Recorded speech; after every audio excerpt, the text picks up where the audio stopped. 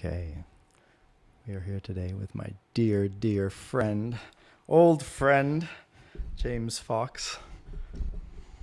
Gosh, it's been like more than 20 years. Your son, Jimmy, when I met you, I think was 1 or 2. Look at him now with his cat. Right. And you're here in the desert bringing him to his freshman year at Stanford University. That's correct. How does that make you feel? Well, I never say I'm proud of him going to Stanford because I'm always proud of him. But I'm incredibly happy because Jimmy had these big ambitions. He did it all by himself. He really wanted to be surrounded with interesting people and very high standards. And he quietly blossomed in the shadows, and suddenly things started going not so well with some of his applications. And then one day he just sent me a couple of texts, one after the other, saying, "You won't believe the craziest text I've just received." Stanford, Columbia, whatever it is. So all the pineapples came up at once, and he chose, the Stanford pineapple, and off we go. It's very exciting. Okay, I mean, it's exciting because he's just seen the curriculum, and the opportunities, it seems to me, are fabulous. James, yeah, your home has been my home away from home every time I come to London.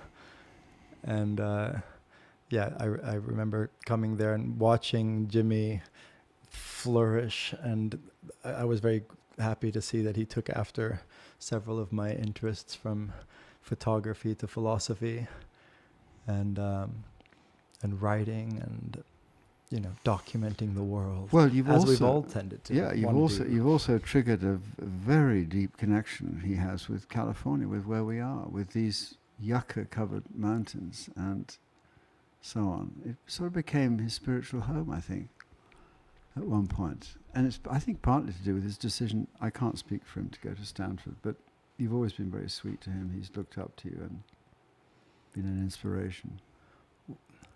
I remember one speaking of inspiration, kind of a deity to me growing up was Keith Richards. And my dad took me to meet him once when I was like 15, and at the Excelsior Hotel in Rome, and he had a whole floor to himself.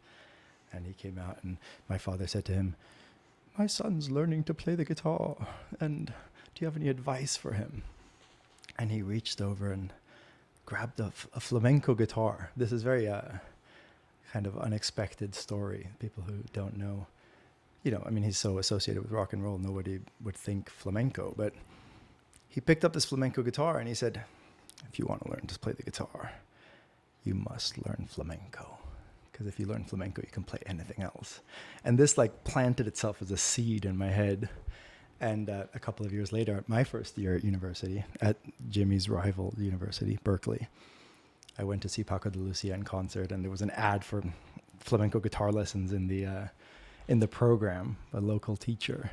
And having remembered Keith's advice, I thought, I'm going to try this. And for the next 20 years, I played nothing but flamenco guitar. And one day I was staying at your house over Christmas, and there was a knock on the door, and I was the only one home, so I opened the door, and someone handed me a guitar case. And I opened it up, and it was a beautiful old guitar, the Gibson, I think, from the 30s. It was you that opened it up. I opened it up. I wasn't there. I was in Paris, I think. And it said, "Happy Christmas, James. Love, Keith," with this little letterhead. And I was like, the only thing cooler than being Keith Richards is probably being the guy who Keith Richards thinks it's a good idea to send a guitar to as a Christmas present. It's incredible that you were there and you appreciated them, the significance of that. I thought it was Jimmy who was there. I was in Paris. He said, "There's a box here for you. Don't know where it's from." And that is the most extraordinary guitar. It's a 1923 Gibson. It's the same guitar that Robert Johnson played. It's got the same tone. Wow. It's a mahogany guitar. It's light as a feather, and Keith heard me one day playing. I never played when I was working with Keith on this book. I never obviously picked up a guitar in front of him, but I thought he was out one day, and I started playing a few little things, and I heard this growl from round the corner saying, "What was that riff you were playing?" And I said, "Oh, it's nothing, Keith, just this and that." And we went down to Nashville to somewhere to play with, he was playing with Jack White at the time. He was rehearsing. And he kept on saying, "What was that little riff?" And I said, "Oh, Keith, it was just a bit of Blind Boy Fuller, a bit of Blind Gary Davis." And he said, "I knew he was blind." I said, "Who was it?" Anyway, it's a story not about me and my guitar. It's about Keith being extraordinarily musical and always thinking about music and always listening. And to the point when we were working, the radio would be on and he'd stop and say, "That's the tempo that I'm after, that's that." And he'd heard in this riff that I played, which it came from the Piedmont blues, it was that Gary Davis and Blind Boy Fuller were sort of either pupils of each other, they knew each other. So very haunting, very lovely kind of style. And he heard this, he heard what I was up to, and sometime later, this guitar arrived, and it was the perfect guitar for this sound. It had this sort of haunting, high, hard tone. It wasn't like a Martin. It wasn't even like a conventional Gibson. It was this, it had this ancient, old bluesy sound. It was incredible. But the story didn't end there, because then another year later, he was on tour in England. And he asked me to go round,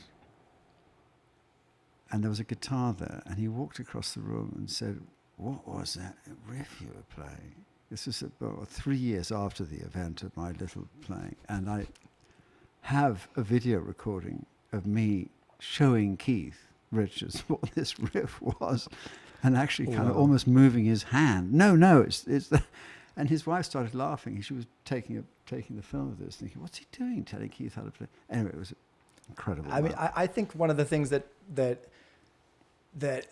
joins all masters and all people that I've genuinely, adored and looked up to in my life is in ability to rest on one's laurels and always want to keep learning. Yes. And it's never. I've always noticed that when you have a top rank person and then the person right beneath them, the person right beneath them probably has a lot of credentials and ability to when I worked in the art department for Dean Tavaleris, who was this, master production designer and had won Academy Awards and worked with Francis Ford Coppola. He was always also every experience was new. Everything was worth looking at through fresh eyes. And I remember the art director, who was amazing and talented, but he had this kind of I'm the art director on this important movie, and you must speak to me. And there was a certain posture towards the world of resting on your laurels that I could see why this person would hit a ceiling just before the mastery, which requires one always be open to the world. It's such an important point. And I've always thought that about Eric Clapton. I think he's become a really boring player. And when he did Cream and stuff, it was incredible. But he had other musicians around him that he collaborated with. But that musicianship didn't carry on by himself through other things. So he's, in a way, the sort of second tier thing. I don't want to be because he's fantastic, but there is that difference between him and someone like Keith. But what's fascinating about your story about Keith and your dad that I hear is, first of all, that Dado and Keith would have known each other because nobody really visited Keith. It was always Jagger. Keith was too terrifying at that time for most people. But maybe the opium was the connection. I'm just suddenly thinking it could have been that. I know that Chet Baker used to hang out with my dad, probably for the opiate connection too. And I think he even recorded an album in his apartment in Rome called Jam Session in Rome. But you talk about your flamenco playing. You are a wonderful flamenco player, and it is the most moving music. And I find it I think Keith is right. I think it's the root of all real expression on the guitar. I think it trumps everything. And I love the film you did in your passion for this music, seeking out these players, particularly this 20-minute film you did about Manuel, a guy from Seville, I think. And that tells you something about music. And the passion and the simplicity. What flamenco has is that it has this I like to think of it. Has a lot in common with the blues because it's a kind of raw expression by an oppressed minority who's been subjected to racism and economic inequality of all kinds. And somehow, though, flamenco has both the technical sophistication of jazz and the raw emotion of blues. Yes. And it seems like in that dichotomy between blues and jazz, it seems like sometimes you have to choose between wizardry and complex chord structures and then it can be a little bit cold, right? I think that, and then when blues is just this very simple and very raw and very emotive expression. And flamenco for me marries the best of both those worlds. It's the most sophisticated guitar that exists, and singing as complex as opera. People who don't know about it think people are just screaming, but in fact they're doing quarter tones and half tones and just really, really. Well, this extraordinary Manuel that you filmed can do both. He's got the most fluent and expressive and kind of adaptable guitar playing. But the other element the blues doesn't have is he composes while he's singing. He's talking about things that are close to his heart, and as the blues is, but he's, these are narratives, and it's fascinating to me that Lorca, for example, Pablo Neruda, they couldn't get to the bottom of Cante Hondo. This was something that they actually almost imitated in their poetry. They even used the word I, some of that to try to get it on the page. I, that beginning, I, to start the singing. And there's something Lorca said about whatever you express, there is also in it the inexpressible, and it's the tension between those two things that is so alive and so extraordinary. And that's what you get in the Cante Hondo. That singer Manuel, he's can't get it, but he's trying, and it's this very sort of moving thing. And my dog died not long ago, the dog that Jimmy and I loved. And no way. Yes, well, I had to put him down. But I didn't know this. But there are lots of very really sad poems about dogs, and there's one by Pablo Neruda which also has this exact thing. He starts a sentence with I, and he says, I will not talk about sadness on earth. I will not talk about how I lost a companion, which is very like the Cante Hondo words, isn't it? I won't talk about it, but actually I am talking about it. So I'd love to back up now, way back, and kind of meander from how one gets from your birth to receiving that guitar at the door. I'm curious, was your first passion music or was it writing? How, as a kid, what shaped you, would you say? First of all, you sound so incredibly English, but you're not, right? You're born in America? I was born in America. I was born in Washington, D.C., and my parents divorced when I was very young. I was brought over to England by my mom. Was your mom English? She was English, although she had half an American family. There's a lot of American in my family. They came from the South, my mother's family. I've written about them. My father was in America. He was a lawyer. So I went through the conventional English life, but I was not... Only on the surface was I a conventional English boy. The boy at my school had a guitar, and I think it was the instrument. Rather like, back to your film again, Manuel talks about this thing of wood, this instrument, this extraordinary thing. Maybe it's the shape, maybe it's the smell of the glue or something, but it has a magic about it. And he played it, and I snuck in and opened his case and played it too. And just loved the songs, but very quickly got on to the blues. And my education was really a lot to do with reading the liner notes in Folkways records. There was a conventional English education. There was this other education, which was about the Dust Bowl, Woody Guthrie, the blues, Mississippi, Alabama, sharecroppers, what happened during the Depression, etc. Mm-hmm. And to have this sort of parallel thing gave me actually a slight difference in the way what was it about the blues that had such a strong impact on these young English boys? I mean, when you think about, you talk about Clapton, but obviously Jimmy Page, like all these incredible, Keith, obviously, all these English, boys in their teens and 20s getting so massively influenced by the blues. It seems like you couldn't think of two more distant cultures. Well, you just have no idea how dead post-war Britain was, how hidebound, how shame-filled, how any little ray of light like this, or voice of expression, of feeling, of which there wasn't any, was going to get you. And also it was to do with the artists. It was to do with skiffle more than it was to do with the blues. It started with Leadbelly and Lonnie Donegan, catchy tunes and so on. And that's how it really started. And then that led on to the blues. And there were these gatherings of blues fanatics in distant suburbs of London, Bexley. They're all in Kent for some reason. There was a thing called the Surrey Delta, which was the sort of home counties, where these people would gather with precious 78s and exchange serial numbers. And they were like gatherings of the early Christians or something, the believers. And there's a word that gets, a concept that's talked about a lot these days, which is cultural appropriation. And I remember hearing kind of valid concerns about this, even when I was obsessed with the British invasion blues. Hold on, we're looking concernedly at Gatsby crawling around the desk, making sure that he doesn't mess up the Gatsby recording. knows what to do. So, there was a lot of, I think, justified concern already in the 60s and 70s about some of these people, like especially Clapton, I think. Okay, where were we? Well, I left Eton. I was 18. I went to Paris. I played my guitar. I thought I dressed very like Bob Dylan. Pea jacket, Lenin hat, mooched around. Nearly got picked up by that gallery owner, Alexander Iolas.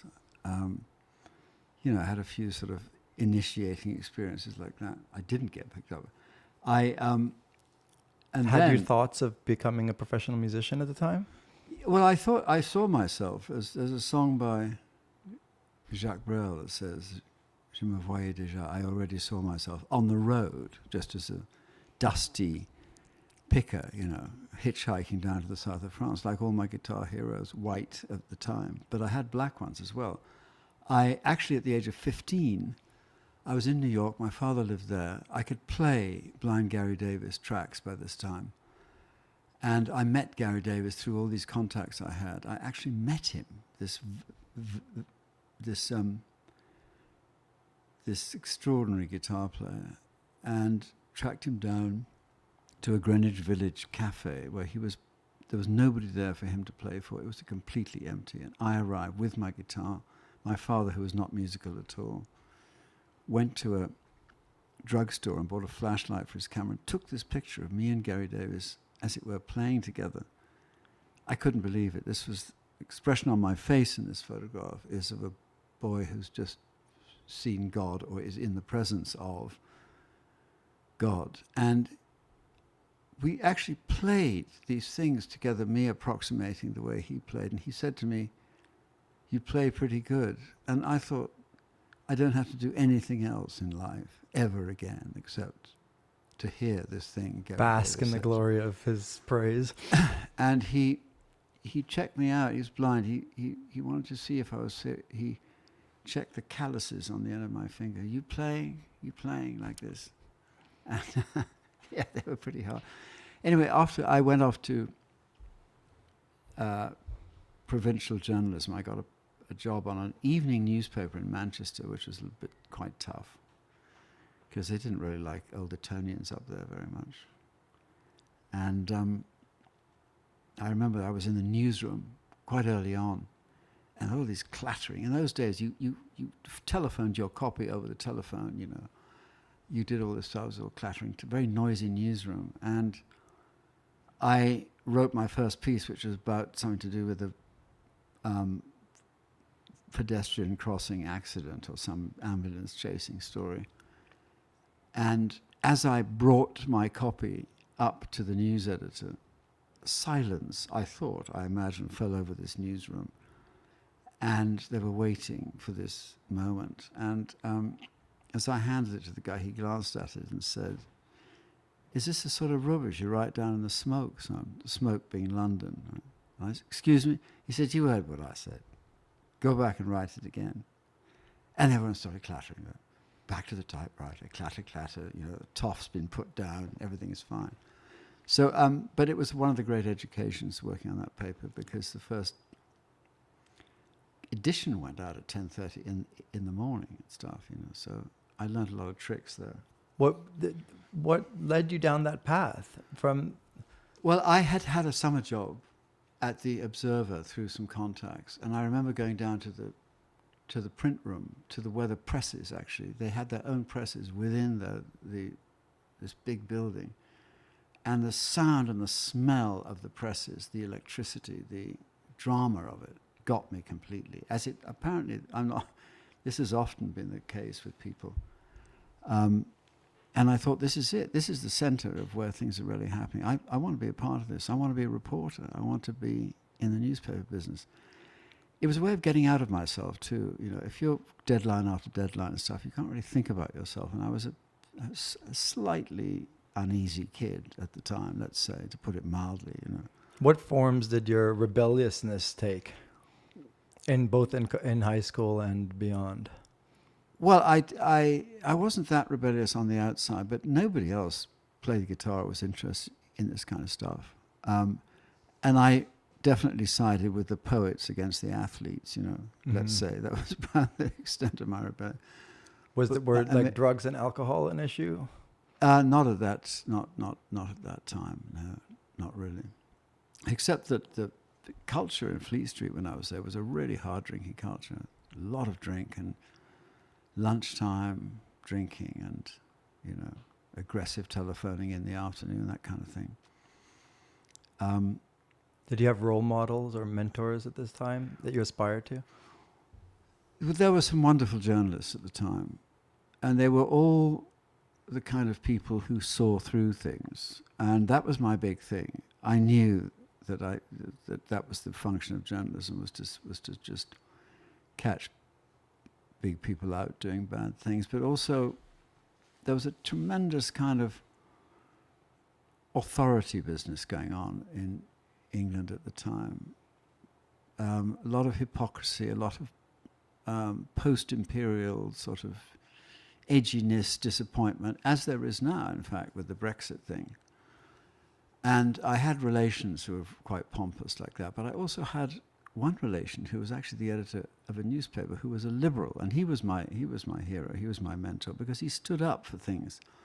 Did you have a political angle to your journalism? I had a teacher at school who was a real pinko, who made me into a pinko pretty quickly, who had, for example, a picture of Guernica up on his wall, the Picasso Guernica. So I'm all into the Spanish Civil War, the Republicans against fascists, and that was the beginning.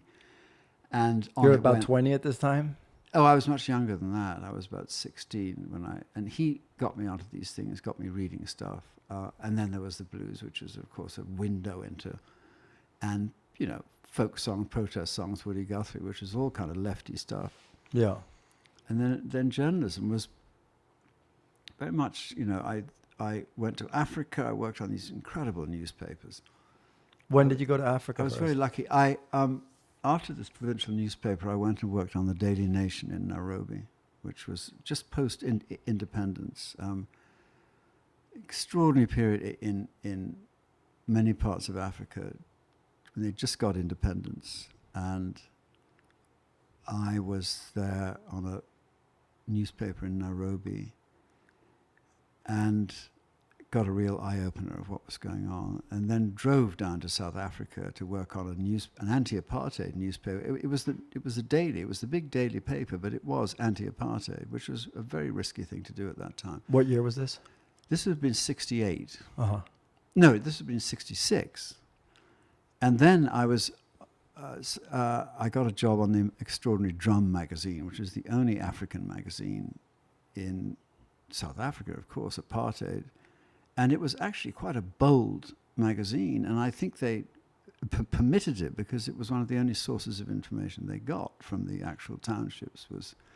And it had the most wonderful writers and photographers. And I couldn't have been lucky. And if I ever regretted not going to university, it was a very good exchange to have worked for Drum magazine and got into the townships in 1966, 67. That was a real fast education and made lots of friends. And what did you learn? What did you say? Well, I learned what the reality was my whole journalistic career has been, getting under the bullshit, understanding what's really going on, what's happening to people, how they communicate with each other, how they survive, under appalling circumstances. Let's say in Soweto, the murder rate was the highest in the world. It was enormous. The poverty was terrible, and they were living almost illegally as blacks in the apartheid South Africa. So to watch that, to see that, and to see how they managed to survive both culturally and in other ways, so that Drum had these wonderful writers and photographers who came out of the townships, and they were the funniest people I think I've ever met. They had the most unbelievable surviving kind of wit about them. We also had the only columnist on Drum magazine who could neither read nor write, which is surely a first in newspapers. She was called Aunt Sammy. She came from Cape. She was a Cape coloured, as they were called then. She had very few teeth. And she would dictate her copy to one of the guys on the thing, and it was always absolutely spot on, fabulous stuff, And wonderful heroes like Casey Motsizi and all these great heroes of the time, and a guy called Kantemba whose house was called the House of Truth. And we used to go to this house. I was tolerated. I fell in with these guys. I managed to, who knows what they thought of me, but we were friendly. I got into some very dangerous situations. But the House of Truth was where Kantemba was. And as you can imagine, you had to tell the truth. What's the House of Truth? That was the name of his house. Oh. The idea was, if you come in here, this is where we speak the truth. Wow. To each other, to the world. And as a journalist, did they wanted to get their story out, or was it were you viewed with suspicion, or as a white journalist in Africa? I was viewed with suspicion by the whites. I was, South Africa was the most possibly compared to the Stasi, one of the most highly financed surveillance operations in the world. So that almost every second person you stood next to was a special branch person. And I was followed. I was under suspicion like everybody. I had a American passport, Kenya registration plate on my car. All things were wrong. And I finally did get arrested in the townships and banged up. What were you arrested for? In a cell. For entering a township without a permit was the thing. But they'd spotted me, They were following me. Right.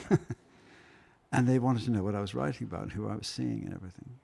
And they'd bang me up in this jail cell, which was undoubtedly the single most frightening thing, anxious-making moment of my life, I think, despite the other things that have happened, like war zones, because they locked me up deliberately with these two Afrikaner meth drinkers who were on withdrawals, who were very violent and menacing. And there was no connection between my cell and the main police station. And I actually thought they were going to kill me, And they kept threatening to.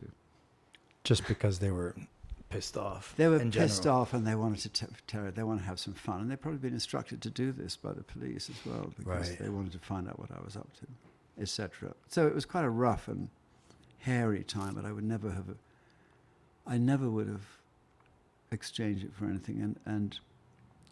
But what drew you to Africa? I mean, it seems like first you're drawn to the blues, and then to Africa, to the continent. I was very glamorous as a sort of rising pinko. I was very drawn to the liberation struggles and post-independence Africa and the emerging new Africa and Afrique Nouvelle and all the music and the fabulous kind of optimism of this thing, shaking off the old colonial thing. Also, I it was rebellion. I hated my parents' generation for being such smug colonialists and sort of thinking they should hang on to these colonies and so on. What did your father do? Well, my father was a lawyer, and he was in America, and I suppose he was a liberal in a sense, but my stepfather was very sort of jingo-ish sort of character, who'd made the extraordinary mistake of buying a farm in Kenya after the Second World War, in the blind belief that somehow the British government would look after the colonists. You know, in fact, the writing was on the wall 30, 40 years earlier that it wasn't going to work. So that gave me some sort of quiet satisfaction. So he lost the farm. So he lost everything. Yeah. Wow. And did he stay bitter about that? He just put all his money into it. His sister was doing the farming, or his nephew, or whatever it is. But they put all the family money into this thing, believing that they had an absolute right to be there and stay there forever. There was a sense that do you think that there was a deep-seated sense that they were actually doing the world a favor by colonizing it? Yes, of course there was. There was a certain. Or was that just a rationalization? No, it was a romantic kind of conservatism in which you had brought peace and stability, Pax Britannica, to the world, and they should be very grateful for it. And I remember the hero relation of mine, David Astor, who was the editor of The Observer, was a friend of George. I mean, not a friend of George Orwell. He actually provided the house where George Orwell wrote 1984. And he often, David, talked to me about Orwell and what Orwell thought about these situations of how the British ruling class were messing things up after the war. And one of them was, people would say, well, they're not ready for independence. They can't even read. They can't vote, and whatever it is. And Orwell said, you've got to give them independence anyway. It doesn't matter whether they can't. I mean, what are you going to do? You're going to hold on to this place and spend money because you think they're not ready? What is this argument? You know?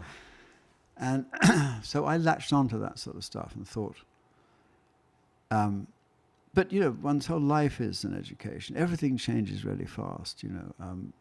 Some of those guys became dictators and ruined their own country and plundered and stole the money and all that kind of thing. And it was rather irritating for those old colonists. Well, I told you so, old boy, and so on. You had to sort of work your way into these things.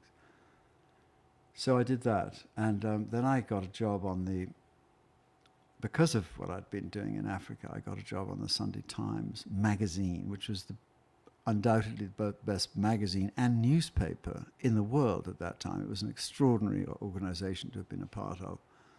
It was photojournalism at its absolute highest that there'd ever been. It had the best photographers. It attracted the best writers. It was an incredible time to be there.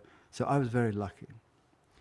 And it took me to various places, Vietnam and God knows where. And so I hit a very strong seam there. What year did you go to Vietnam? I went to Vietnam in 1972.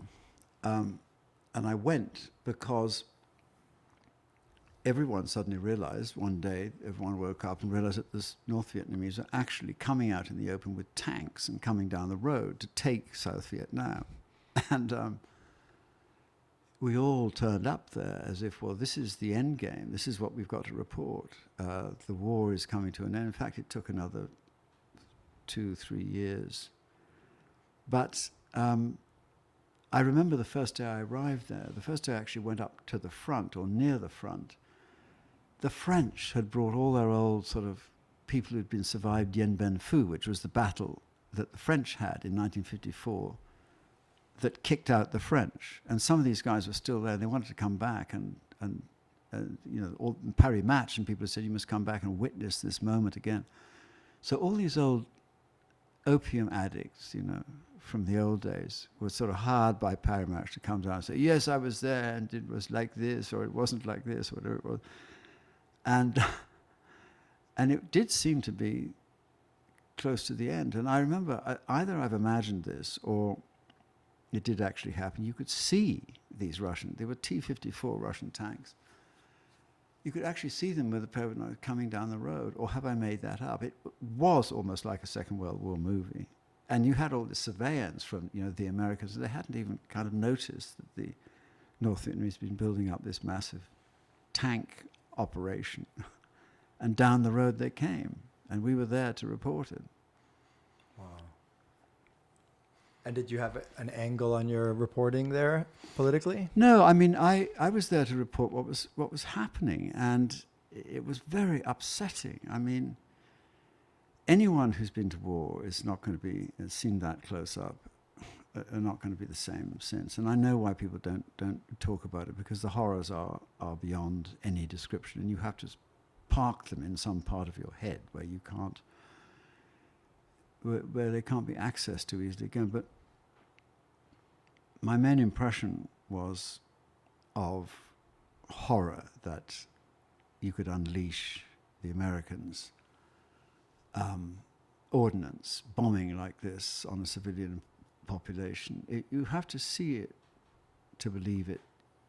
It is such disproportionate violence against defenseless people that you will never forgive them.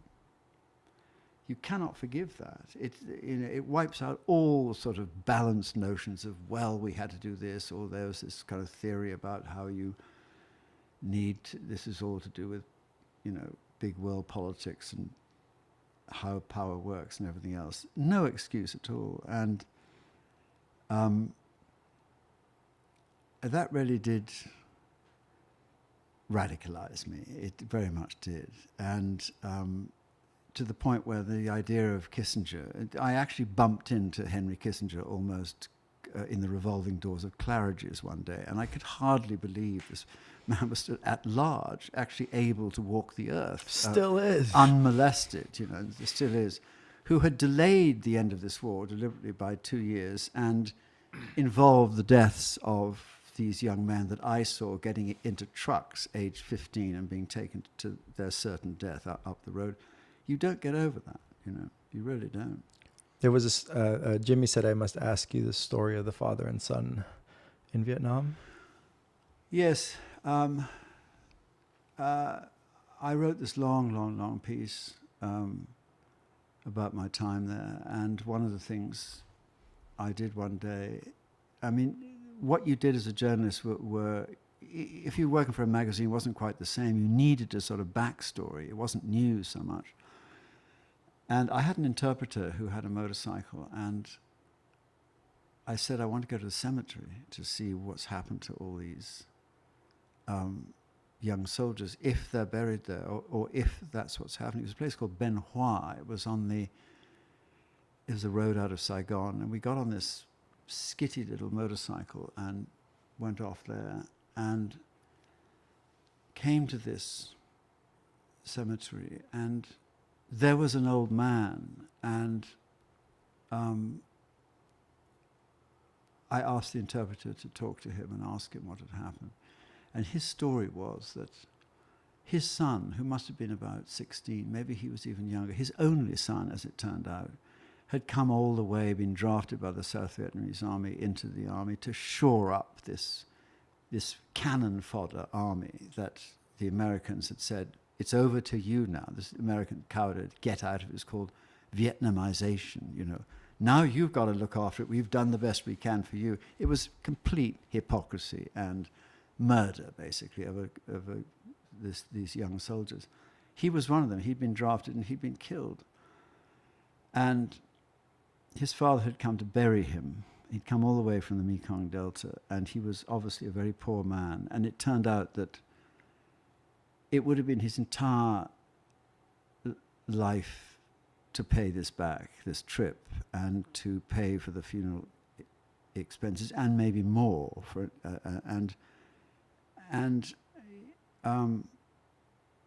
even now the story is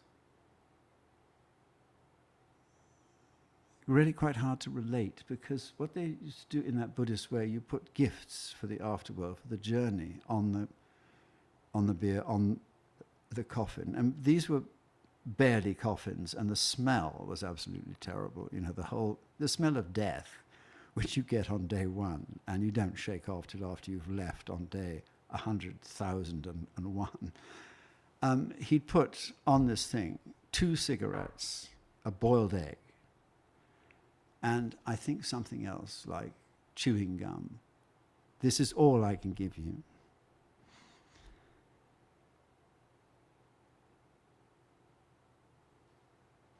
And this is all you needed to know. I mean, it moves me now about what actually war's about, what happens, who it affects, what happens to the parents, and so I wrote that story. I wrote it in the middle of all the other stuff, but I think it was probably almost the most important part of my story. The rest was about murderous. They still had Cobra gunship pilots who were American, and one of them came up to me and said, "Could I be the subject of your piece? I'd really like it." And they were dropping visiting cards on the saying, "You've just been killed by the so-and-so division. Killing is our business, and business is good. Here's a handshake from the something division." All this kind of stuff went on. I reported all that.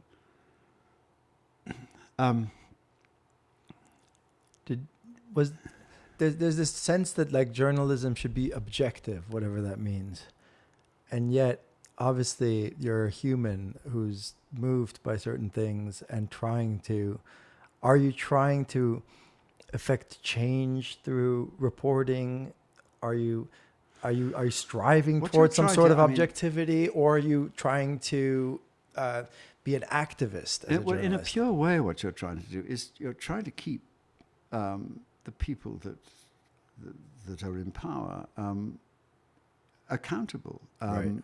It is a democratic function that you have to report so that people can make up for their minds whether they think the people who are ruling them are doing it right or doing it illegally or doing it cruelly or whatever it is. And objectivity to me is just reporting the facts. That's as objective as you can be. People who don't like the facts being reported because it doesn't suit their book will say that the selection of facts is non-objective. But that's an angle that they will take. No, our mutual friend, I interviewed Patrick Coburn many years ago, and he said that almost exactly your words. I think that the role of the journalist is to speak truth to power, and to he always wanted to. He became more and more radical, he said, and I asked him to define what radical means, and he said to recognize that people in power will do as much harm as they can and as little good as they must. That's very true, I think. Yeah. Is it because the position of power just kind of intrinsically corrupts people? Because I imagine there's good people who get into these positions and then... I think it's wanting to stay in power. And, right. And if you want to stay in power, then you have to start cheating. And if you look at Putin now, one of the ways one of the things he's got to do to stay in power is to keep this great war machine going, to keep this hysteria going, to keep everyone on a battle footing.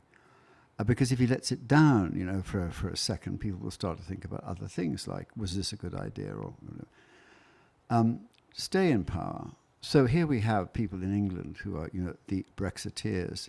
They actually can't think what to do now. They know their policies failed, so they've got to divert attention to other things to stay in power. So they say the world is being run by woke warriors, or they find some other things. So there are too many immigrants coming in, or whatever it is. And that is where the lying and the hypocrisy, and that's what Patrick's talking about, I think. You look at Nixon and Kissinger at the end of the Vietnam War, and it's all on the tapes. It came down to pride, and we cannot be seen to be defeated.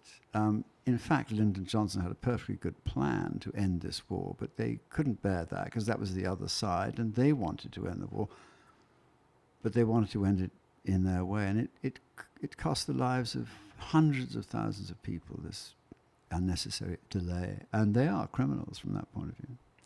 And so how long total did you spend in Vietnam? I wasn't there very long. I was there for a 3-month stint, I think, which is quite long enough in a war zone. I was there with Don McCullen, the great war photographer, and lots of other really good journalists. And we were very privileged. We had, when you got there as a journalist then, it's not like that now, we were given the honorary rank of major, so we had all these privileges. Really? Yeah. We had a thing called a MacV card, and we could get into the PXs and the canteens and all that kind of thing, and more or less commandeer transport. I mean, we could get onto a helicopter taking us to X and Y. Wow. And I wish I still had all my battle fatigues. No, I don't. I don't want to remember all that stuff. What was their interest in helping journalists like this? You would think that they wouldn't. They would want learned to do the their opposite. lesson. They Yeah. learned their What was ostensibly they thought like let them see what they will and they're They actually just going to see. presumed that everyone was on their side because they were white and they had an American passport and they were going to report the war. Little did they know there was some sort of, rather cheeky people around the place who didn't think the same way. And my friend Martha Gellhorn, I was a great friend of hers, much older than me. She was the first reporter to be actually kicked out of Vietnam by the Americans because she got up at a press conference and said to a general, why do you lie? Why are you always lying? She said, why do you keep on lying? Here are the facts, and this is what you say. She's got to go. And she also said something like, is it acceptable for the most so-called civilized and advanced democracy in the world to pummel these innocent peasants into the dust with masses of bombs? Is that a way for a great power to behave? She's got to go, Wow. And so then did you go back to Africa? I did. I was a sort of African specialist on the Sunday Times. I used to go back. I wrote these stories. And When did White Mischief happen? I then left newspapers in about 1969 and to write this book, because when I was in Nairobi, I'd picked up this story about this murder in Kenya, which sounded to me rather a good story. Why didn't we revive it? It was unsolved. It involved all the white colonials, who are no longer in favor. Why not do it again? And I got a short, snappy reply from the news editor. Said, I wouldn't touch that story, old boy. I think we better leave that story. Leave Sleeping Dogs Lying. And I came back to London, and they started doing a series in the magazine on great unsolved mysteries. And I said, what about the story in Africa? It's unsolved, I'd like to do it. Can you give the broad strokes? Yes, the broad strokes were that in 1941, Lord Errol, who was the military secretary of Kenya, this is in the middle of the war, this is during the Blitz, was shot and killed and found in his car in this white suburb of Nairobi. And he'd been having an affair with the wife of a man called Sir Jock Dells Broughton, who'd just come out to Kenya with his new wife. And the husband of this new wife had pretended to say, well, obviously the game is up, old boy, you can have her, don't worry, and so on. But actually he didn't mean that at all. And he was charged with the murder and acquitted. So nobody was actually convicted of this murder.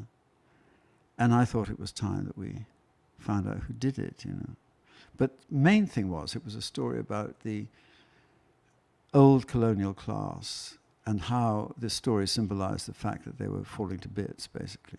And there were still enough survivors there, so you could get people talking in that marvelous way about how, that sort of, in those colonial tones, which I exploited mercilessly in my book. Did it start out as an article and become a book, or was it a book from the beginning? It beginning? started out as an article which I flatteringly wrote with Cyril Connolly. He was a great man of letters, and he was the chief reviewer of the Sunday Times. He'd been a great hero of the literary world. And he lived near my parents, and he came over to lunch one day, and I said I was doing this story, and he said, I've always been obsessed by the story. Can we do it together? And I said, yes. And so when he died, he left me all his notes and papers, and a gap ensued of several years. And then when I left newspapers in 1979, the first thing I did was take up this book and write it, and it turned out rather well. It became a huge success. Turned into a a film. Yes, and a film. And it was. It was very good. It was a very nice way to segue from newspapers into book writing. And then you were in Jamaica at some point? Also, I have to add that we had some wonderful advertising campaign. We had some stickers, some badges you could wear on your coat, which was, it was all, the idea in my book was that the colonials were behaving really badly in the 20s and 30s, and lots of adultery and lots of remittance men. So one of the badges said, to sell the book, said, "Are you married or do you live in Kenya?" Which is what people used to say to each other in the 30s.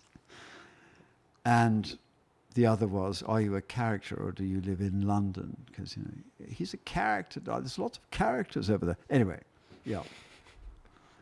And when did you go to Jamaica? I went to Jamaica in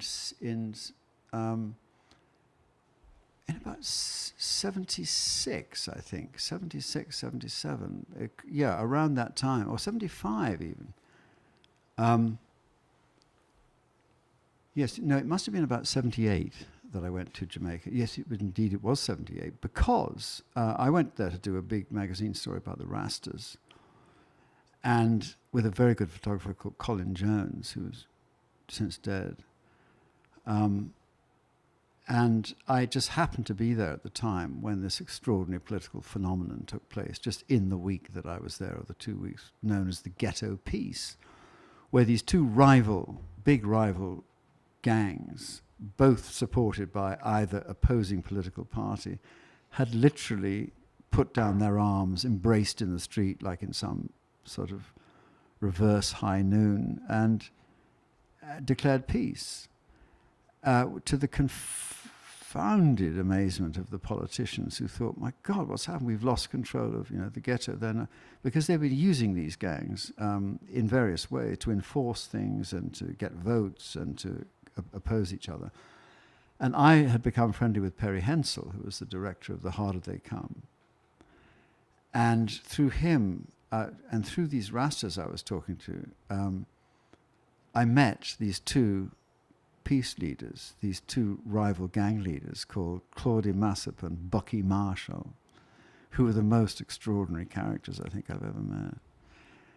And they had embraced in the street very ostentatiously, a little nervously, because there were a lot of guns in Jamaica and the murder rate was very, very high, and nobody was used to silence.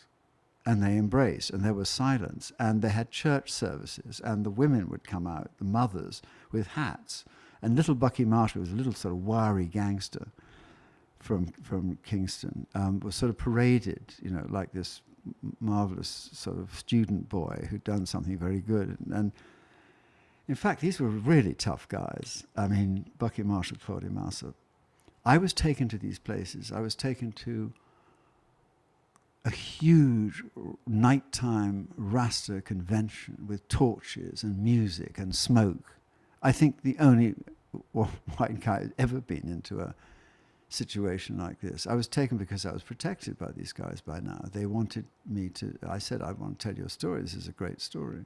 I had the thing to myself. And we took a picture of them. And also I did a film. And what they'd done is they'd converted this extraordinary power they had at this point, and they decided to go up to Michael Manley, was the Prime Minister, and to make demands for the people in the ghetto. And this was after the peace concert that Bob Marley had done with these same guys. It was after that. It was, there was a famous moment when they'd made them shake hands, Eddie Siaga and Michael Manley, the two opposing politicians. This was sometime after that. And they'd gone up to, Manley had to talk to them because they'd become so powerful. They demanded to sit in on the cabinet of the Jamaican government, and Manley had said yes. So they went up there. I filmed an interview with them, and I said, "What did you ask when you got up there, sitting around the table? What did you ask Michael Manley?" And Bucky Marshall said to me, "Now see the one cake baked for the whole Jamaica, everyone fit to get him a slice, no. And we want water and sanitation and housing." That's what they asked Michael Manley. Amazing. And they were punished. They were wiped out, these guys. What do you think is the role of music in political reality? I mean, obviously the music you've been drawn to has been, like we were talking about flamenco earlier, kind of the voice of an oppressed people. Did your love of music throughout this It was journalism always career was just there in the background? No, it was never in the background. In fact, one thing I learned very early traveling in these places was get with the musicians first. That's the first thing you do off the plane. You will find they're the best informed. They're also protected, so you don't have much trouble. And protected up to a point, because in a place like Kinshasa, where the greatest soukous, rumba music, I'd never heard anything like it. Every bar was a dance hall, and in fact, the government garden parties had soukous. You know, people would, the officials would dance to soukous music, and they'd nationalize the bands. Because there was so. To answer your question, these bands were politically very powerful. You could swing an election with the right band, so they nationalized them to make sure they weren't going to make trouble. And How do you mean? How do you nationalize a band? you make them play for the government. The government pays you. You pay them very well. So whatever you do is at the behest of the government. So they will own your record label. They will pay you. They will make sure that you work for them. It was always very powerful. The rallying cry, the communication between everybody, was always music. And in Jamaica, of course, you're highly political. It's all about surviving poverty, whatever it is, and equal rights and justice, and so on. And the 80s and 90s, how were those decades defined for you? Forgotten decades. Really? No, the 80s weren't great. I spent a lot of time very long time writing a book, drinking too much, whatever. And waiting for Jimmy, No, it's not true. When did you meet Bella? I met Bella in about... A little aside here. Bella Freud, who's Jimmy's mother, was my father's girlfriend when I was Oh, yes, so she was. 8 years old. And she right? was very young. Yeah, she was 21 and he was 57. And I came back to Italy for the first... My mother left my father when I was 7 or 8. We came to live in Los Angeles. And then I started the rest of my life basically going back to Italy every summer. And the first summer I got back, my father was living with this amazingly beautiful and charming girl named Bella Freud. I think I probably met her in about 92 or something like that. 93. Yeah, this was the 80s. So she was a bit like a stepmother to me. Yeah. For 3 summers. Yeah. And then she left, I think, much to the heartbreak of my father. Well, indeed. Yes, I can imagine. No, so then, we took up in about 92, 93 or something like that.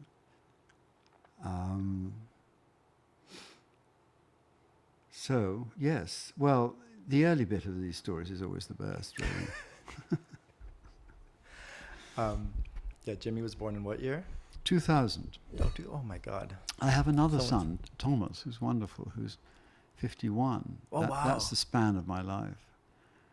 And actually, were you married? Oddly enough, there's another connection, because his mother, Valérie, was a rather good friend of Nancy Ruspoli, who was your father's girlfriend. Second wife.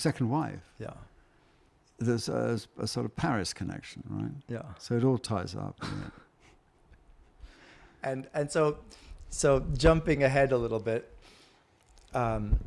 how did you meet Keith, and how did that project come about? Well, I was on the Sunday Times, and I could play the guitar, obviously, and I I loved the Stones' music, but I could never work out how Keith played. And I had, as a journalist, the opportunity to find out, because I said to the editor, I want to go and talk to Keith Richards. No one was very interested in Keith in those days. They were interested in Mick, and they didn't think... And Mick, and also, Keith was pretty unapproachable. He didn't seek out journalists or publicity. He was very much in his kind of bubble of music and drugs and stuff. But I wanted to do this, and I caught up with him in some... Wait, what did you want to do? You wanted to write an article about him? I wanted to write an article about him to describe how he actually had produced this sound that was now the background of our lives, the riffs, Satisfaction, and so on. That was the music that sort of drove, 10 years of our lives, in the background. And no one was like him, and he was a big innovator in music. And I couldn't work it out. And I wanted to find out. And I went to... Because that all came from the blues stuff. How do you play? How do you do it? Well, how do you make this sound? Everyone had their own way. And I met him in a big hangar where they were rehearsing in Amsterdam or something. And he'd just done a deal. It was over his pockets, and there was money coming out here. And I tried to attract his attention. And I said, hello, what are you doing here? Or something. And I said, Keith, I wanted to come and talk to you about how you play the guitar. And he said, I can tell you about that, said Keith. And so he proceeded to tell me. And out came this article called The Sound of the Stones, in which he described what he did, which fascinated people. I mean, people who don't play instruments were very, very interested in the actual description of how he stripped the guitar down, only had 5 strings, 3 strings with the same note, although an octave apart, or, all that kind of stuff. And we became friends. What year was the article written? The article must have been written in about 75. Way back then. 73 or 4 or 5. And then whenever he came to London, he looked me up. And one extraordinary day, long before I did this book with him, I found myself flying in a helicopter with him and Patty, his new girlfriend or wife, flying down to Wembley for the concert, Wembley Stadium. So here we were, Batman, hovering above this massive stadium, hearing the sound check from wafting up from this thing with me and Keith and Patty. And I was, we dropped down like birds and ran over to the stadium. It was completely wonderful. So we became friends. I mean, I think, I don't think anyone had written about his playing then. I think he felt pleased about that. He thought that showed a sign of, I don't know, trust, or, I've come with an honest reason to write about you instead of just wanting to know about busts and drugs and whatever it is. And so I knew from that piece that he was a very good storyteller, and I kept on at him and his manager, Jane Rose, saying, you've got to get these stories down because you tell them the best, and you can explain this music and describe it, and also you talk about other musicians so brilliantly. Let's do it. And it took 30 years from that moment to when she rang and said, I think let's do the book now. Now, wasn't there an issue with his memory for a while that it looked like he wasn't going to be able to remember any of the stories, and then somehow it came snapping back or something? Well, that's what people said. Actually, Keith always had a brilliant memory. He remembered everything. He remembered everything. I interviewed 30 people, so I got them to remember things for him, which he can. In fact, now, when I said, do you remember all that stuff we left on the cutting room floor, Keith? He said, like what? And I said, like when that bullet went straight across the hotel room from your gun and hit the window frame. He said, I don't remember that. When was that? I said, for fuck's sake, you were nearly dead. It just went shooting past your stomach and into the... I said, the guy who shot the gun brought the bullet to me at a lunch that I arranged to ask him about this story. He said, who was that? So he has forgotten a few things. No, I thought I remember you saying that there was a concern that he had forgotten a lot of the stories, but then it turned out to be a medication he was taking that as soon as he stopped, his memory returned. I don't remember that. That didn't happen with me, I don't think. Maybe I read that. I mean, the only thing that did happen was that when I finally got down to Turks and Caicos Islands to see him, in this kind of fairly small house, he just managed to avoid me for 3 days. I couldn't work out where he was. He just disappeared. I got a shadow of him going around the thing. And then if I did meet him, he'd say, oh, it's a little bit hot. Why don't we start tomorrow? And finally, Patty, his wife, said like a sort of parent of 2 shy children at a party, said, don't you think you two should sort of get together and start talking? Oh, no, all right. So we did. And every time we started talking, we talked for about 3 hours. And he wasn't prepared for that. He didn't quite know how that had happened. And he said to somebody afterwards, that I was interviewing, he said, "Oh, he does the same to you, does he? He sort of sidles up to you, does he? And then starts talking, and then you're there for 3 hours." So it worked like that. I remember reading that in the 70s there would be lists of the celebrities most likely to die each year. That's right. And Keith Richards was almost always the first on that list. Yeah, he was top of the list, yes. And now they say, you know, the joke is the environmental movement is, you know, we have to think about leaving a nicer, cleaner, inhabitable world for Keith Richards to live in. That's really fun. I hadn't heard that story. That's really good. I love it. Because he's become like seemingly immortal. Well, what do you think that is? It luck? Is it like the? I think they say opiates also can be a preservative of some kind. Sometimes. Well, there's a sort of, I think there's a big secret about Keith, which is he's not. I mean, he did take a lot of smack, but he's not actually an addict. That's at least what I thought, and certainly what Anita thought, who was an addict, and said, actually, Keith has this extraordinary thing where he can stop it if he wants to. And the reason why he did stop was it was getting in the way of the music. And that always came first. Now, real addicts wouldn't be able to do that. It just wouldn't work. But it has worked. And he's incredibly healthy. But I don't know why he's healthy, because I've never known anyone eat such disgusting food. I mean, he eats food that you would get in a sort of, what he goes for is what you'd get in a transport cafe in the 1950s on the A1 road in England. You know, it's like it's got preservatives and HP sauce and swimming around and so on. And I went to see him recently. He summoned me to his house in Redlands, and I went down there, and I got a message saying, "Could you bring some smoked haddock?" And his wife said, "By the way, he doesn't want any natural smoked haddock. He wants that other smoked haddock." And I said, "I know the one that's sort of literally painted with yellow paint and is sort of humming with preservatives. That's the one." So I got this from Waitrose, and it's a deep yellow color, which no fish has ever looked like. And he said, "Yeah, that's the one." He was thrilled with it. And he sent me a photograph, which I've got here actually, of the actual haddock cooked by Keith with a poached egg on top, which I'll show you if you like. I'd love to see. And were either of you expecting the enormous success of the book? I honestly didn't know. It was a huge worry for me, because he is a folk hero, Keith. I mean, he is so important to so many people, and they love him. And it is an incredible story. And if I didn't get the story right, I would feel I would have let down a lot of things, like the history of rock and roll and Keith Richards and everything else. And luckily the book did go well, and a lot to do with the way that Keith talks about music. And music was the theme that went all the way through the book. And whenever he talked about it, it was always interesting. And I talked to 30 people, and extraordinary stories came out of this. Like his mother coming over to New York when he had all these big, heavy session musicians, and there were a lot. And he'd asked her to come down to the control room one day to see what they were doing.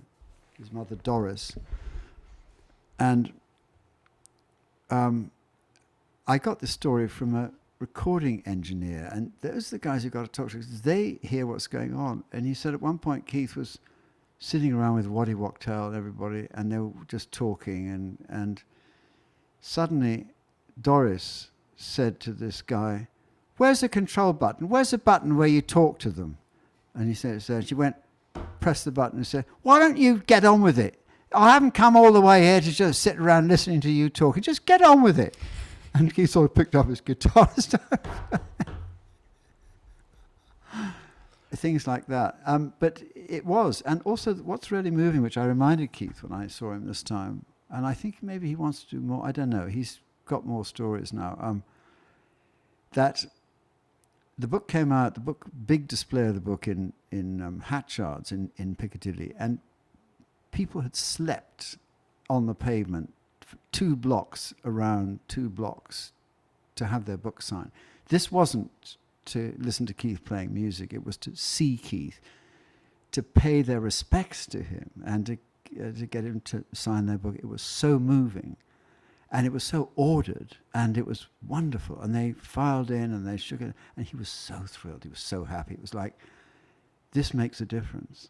Isn't it interesting though the way these countercultural movements and figures become like almost like emblematic of the culture and the not the establishment obviously, but there is something about rock and roll that went from being so rebellious to being this institution. But it almost gave them a purpose, an outlet, a meaning, a voice. It's so important. There are no others than these things. It was a popular voice. It was him.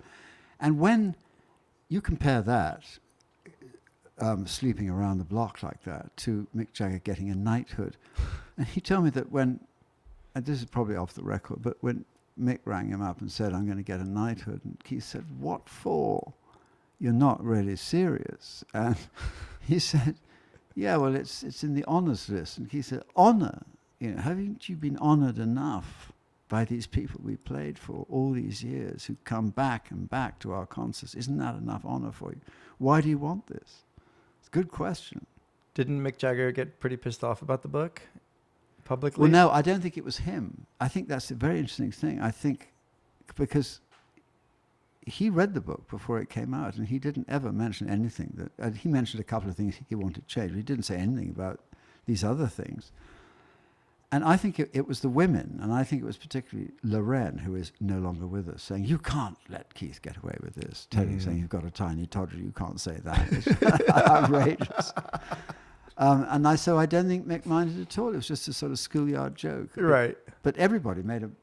I remember Ray Connolly was a famous rock and roll writer saying, "It's over now, of course, there'll be no more Rolling Stones after this. This is the worst treachery that's ever happened." And it was all these other people talking. It wasn't anything to do with Mick or Keith or anything. What do you think is the secret of them staying together so long? I mean, They're it's the only really band. good band. They're a fabulous. Yeah, but so rock were the and roll Beatles. band. Like, They weren't a real rock and roll band, the Beatles, though, I don't think. I mean, they had songs, but Keith's held them together because, in fact, the fight they had was because Mick wanted to go off and do his own solo stuff, and Keith just thought, that's a betrayal, and it's not going to work, and it didn't work.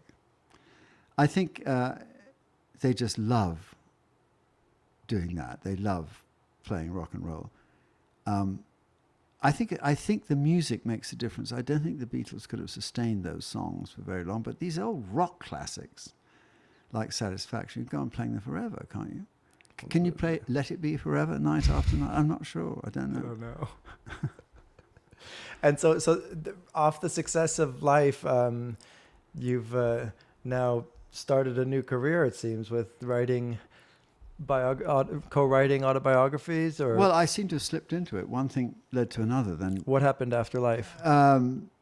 After life, Is there well, life after after life? life came the afterlife, and it was, in fact, I was asked to do a book by Damien Hirst, which I had to stop because he had having some problems with his business and stuff, and the story needed a pause. I'm taking that up again. So that's partly written, and That's mostly written. It just needs a new ending. It needs a new look back at it, it'll be much more interesting than it would have been. I've done a book on David Bailey, his autobiography, and I've now got this secret book I can't talk about, which I'm doing.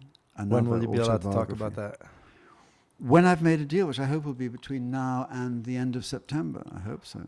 Oh, so you're writing it without a deal yet? We're writing it without a deal, but I'm being paid in the meantime a sort of retainer fee by the subject.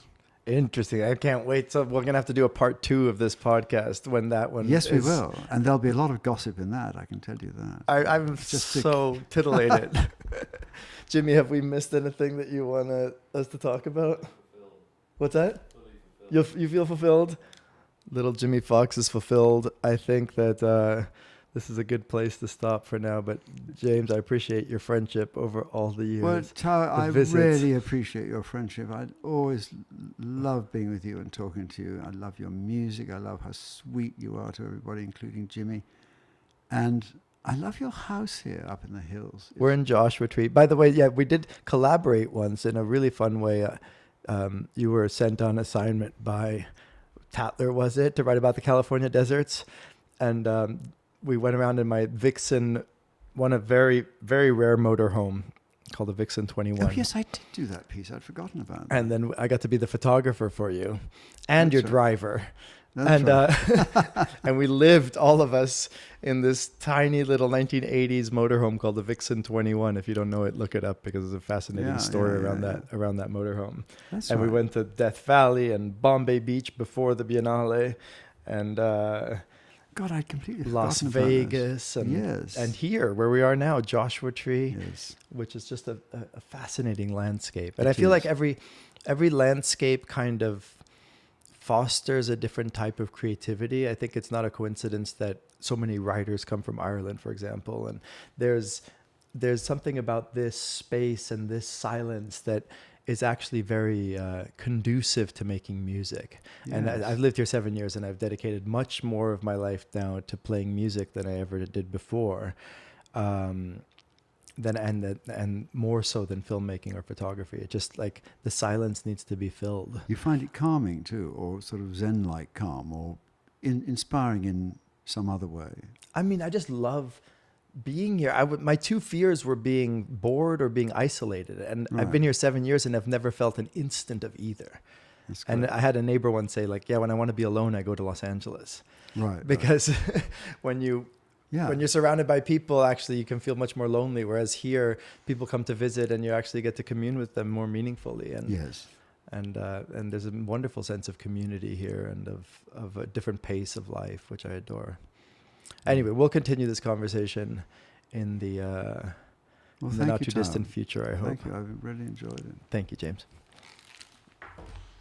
Well, that was great. I love Good.